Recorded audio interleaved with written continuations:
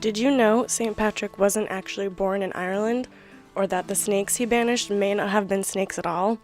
On this tour, you'll follow in the footsteps of St. Patrick, learn the true story of his life, and see many of Ireland's famous sights along the way.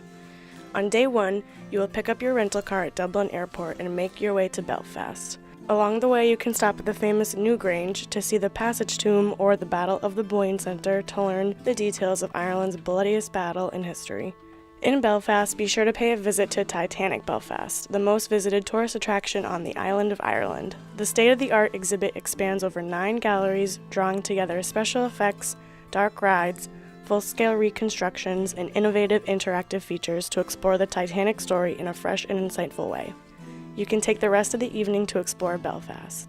Set out from Belfast on day 2 for a remarkable day trip. You will be following St. Patrick's Trail, and you'll also get some breathtaking and truly beautiful scenery. Set out for Armagh before continuing to Newry and down Patrick and out to the Ard Peninsula, around Strangford Lough and back to Belfast. During the day, you'll be introduced to a plethora of castles, cathedrals, abbeys, and museums. The next morning, you will leave Belfast for Westport.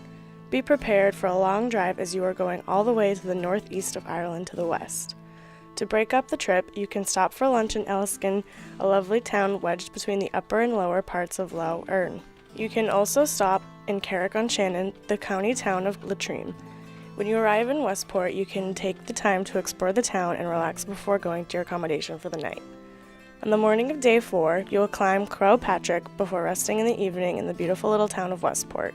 It was on the summit of this mountain that St. Patrick allegedly fasted for 44 days in 441 AD, and the custom had been faithfully handed down from generation to generation.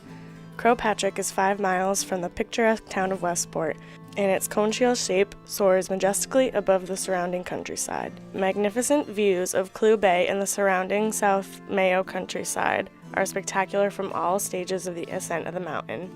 It is one of the highest peaks in the west of Ireland. On day 5, you will leave Westport for Dublin. You can take a detour on the way and stop at Knock, where observers stated the apparition of the Blessed Virgin Mary occurred in 1879. Another option, Strucktown House and Famine Museum, is one worthwhile stop-off point along the way.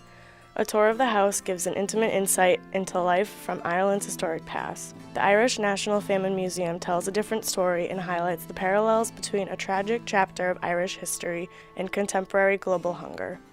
Continue on to Dublin and spend the afternoon getting to know the city, either by open bus tour or by foot.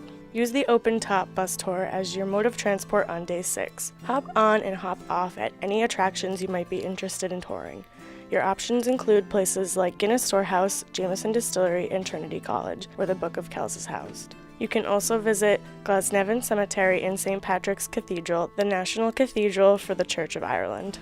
On day 7, you will start the journey home.